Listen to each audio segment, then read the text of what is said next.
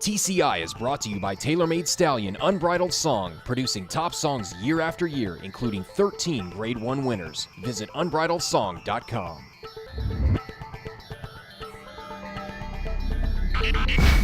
Welcome back to TCI, your inside track to the Triple Crown. I'm John Siegel alongside Joel Cunningham. Joel, today it's all about the TCI Top 10. It's brought to you by TwinSpires.com, and we're going to jump right in. At number 1, no surprises, it's Union Rags. Joel, this is definitely the horse to beat right now. No question, John. He had a successful comeback in the Fountain of Youth, and right now there's just no chinks in his armor. Everything's going as planned. He has that 2-year-old form. He's got a great trainer. He's got good tactical speed. So he has the best overall Derby profile, and he's a clear-cut number 1 to me, John, and really everybody behind him, there is a significant gap. All right, I'm going to take you to number 4 right now because that's where I see Hansen. Joel, he won the Gotham over the weekend.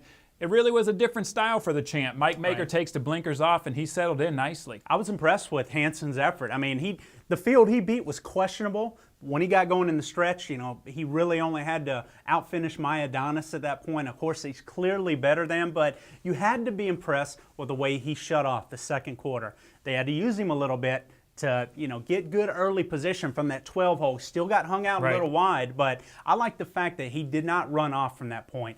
He was able to settle, showed maturity, especially with the blinkers off. They went the second quarter slower than the first quarter, and he saved something for the finish. He was able to finish on in the stretch. So you had to be impressed with that, but we know he likes him out on the 16th. The only reason he's in our top 5 is because he's a 2-year-old champ. We know he loves Churchill, but he still at some point has to show that he can get the classic distances. Well, we'll see him next in the Wood Memorial. Joel, I want to move now to number 2. I got a question on this one. He's by Discreet Cat, which you said Discreet Dancer did not have the pedigree to get the distance, but you got this colt all the way in at number 2. Well, and he's a little unproven. I mean, he obviously has that one big 2-turn win over Secret Circle earlier this year. We're going to find out a lot about Out of Bounds this weekend in the San Felipe, John, but that just shows you the gap between our number 1 and number 2 to have a horse like Out of Bounds on number 2 on pure potential, basically off of that one win, because all he has is a maiden win other than that. But you know, you mentioned something interesting, the brilliance on the top side. We've seen a lot of Derby winners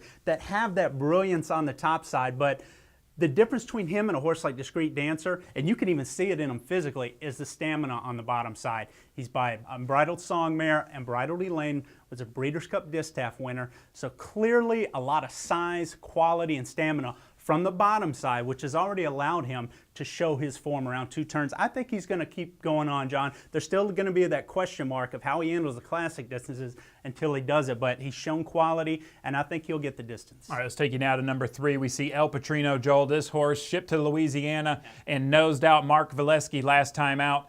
You haven't been super happy with the Louisiana form. You got this horse in at number 3, though. Well, and what's interesting is that might be the last time you see him run in Louisiana. I think they're going to run this horse in the Florida Derby now, John. They'll get to keep him home. Yes, you run against Union Rags, but it'll be a concise field. You won't have to put him on the airplane, and it's a grade 1. It does a lot for your stallion career if you can beat a horse like Union Rags, and if you don't, fine, you at least stay home and you only have to ship another time to Louisville. Sets him up perfect for the Kentucky Derby.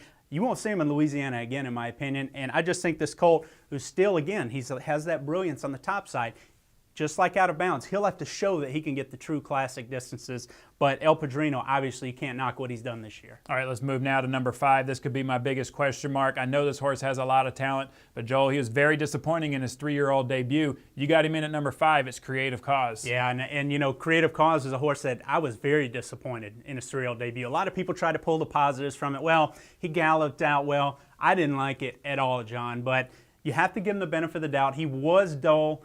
Here's a horse with the pedigree to get the distance. I really think when you look at how well he ran in the Breeders' Cup Juvenile, you know, here's a horse that is a grade 1 winner too. He just has so much back class combined with that pedigree. We know he's good. Can he get back into a form that's going to, you know, translate to him having success in Triple Crown races? All right, let's get to our second tier, Joel. At number 6, we see Alpha. This horse was second in the Champagne at 2. He has 2 stakes wins already this year, including the Withers. Well, you mentioned second tier. I think the top 5 are clearly the first tier of horses that are established at this point. Alpha is a horse that really hasn't beat anybody yet, so really it's all upside for Alpha. He's got a good trainer, Kieran McLaughlin. Like you mentioned, he's undefeated so far at 3, John. He showed some quality last year too, but can he put it together and beat horses like Union Rags? we may find out in the Florida Derby. That's a potential next start for Alpha. All right, let's move now to number 7. You have Take Charge Indy. Joel, this horse only has 1 win from 5 lifetime starts. John, he's by AP Indy, so he's got that pedigree to really project to get better at 3, and as the distances stretch out, I thought he ran well enough in his comeback race, and he has that good 2-year-old foundation that, you know, we're really going to find out a lot about Take Charge Indy this weekend in the Tampa Bay Derby. All right, Joel, at 8 and 9, we see horses that are light on experience, but not on talent, and that is Fed Biz and Painter. Well, 2 runners from the Bob Baffert stable, John, which is loaded right now. A lot of people think Fed Biz might be Bob Baffert's best Derby contender, and when I look at both these horses, they've shown ability, and they both have the classic pedigree, and I think that's important. Now, Painter's a little bit behind.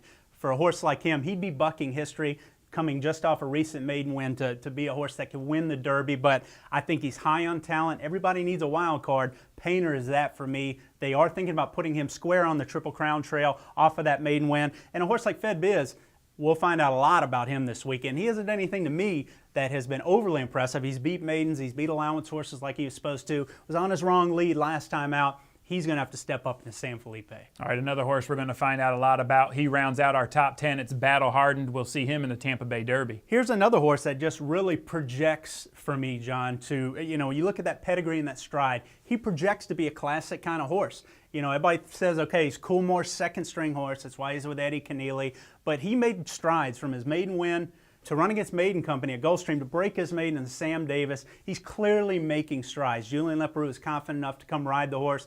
Hopefully we'll see him this week in the Tampa Bay Derby against a horse of the quality of Take Charge Indy. Right. We'll find out maybe a little more about Battle Hardened, but he has such an efficient stride. It really made an impression on me in the Sam Davis. And you look at that pedigree, he's bred as well as any to handle the 1.25 mile distance. All right, 2 horses not on this list that I think are worth mentioning. I see Gemologist not on there and Dullahan. What's up with that? Yeah, 2 horses with great 2-year-old form. They haven't run yet this year. I mean, that's where for starters, they need to get back going. But certainly 2 horses that could forge onto the list if they come back successfully. All right, thank you, Joel. Thank you guys for watching. Hey, make some comments. Let us know what you think about our new top 10. And make sure you come back on Thursday. We're going to preview the San Felipe and the Tampa Bay Derby.